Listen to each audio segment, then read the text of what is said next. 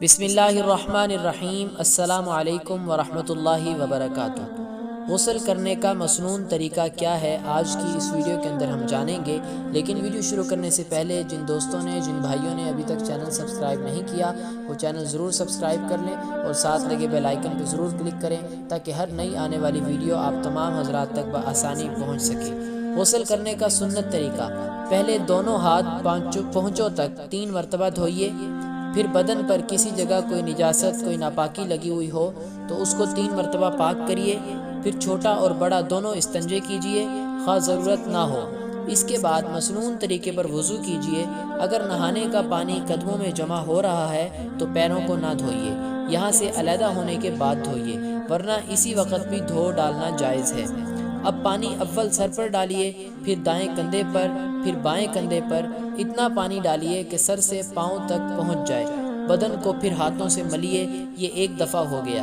پھر دوبارہ اسی طرح پانی ڈالیے، پہلے سر پر، پھر دائیں کندھے پر، پھر بائیں کندھے پر، اور جہاں بدن سوکھا رہنے کا اندیشہ خوف ہو وہاں ہاتھ سے مل کر پانی بہانے کی کوشش کیجیے۔ پھر اسی طرح تیسری بار پانی سر سے پیر تک بہائیے۔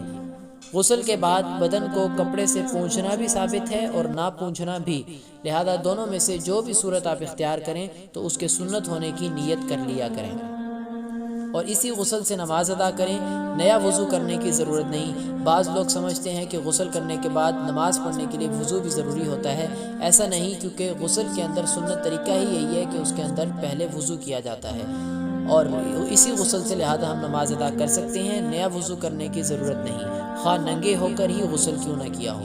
ہاں، غسل کی کرنے کے بعد اگر وضو ٹوٹ جائے یا غسل کی حاجت نہیں ہے اور فجر کی نماز پڑھنی ہے تو نماز فجر کے لیے وضو کرنے کی تیاری کریں، اور وضو کے متعلق جو سنتیں ذکر کی جا رہی ہیں ان کا ہر دفعہ وضو کرتے وقت خیال رکھنا ہوگا، ہم ایک مرتبہ عرض کر دیں گے۔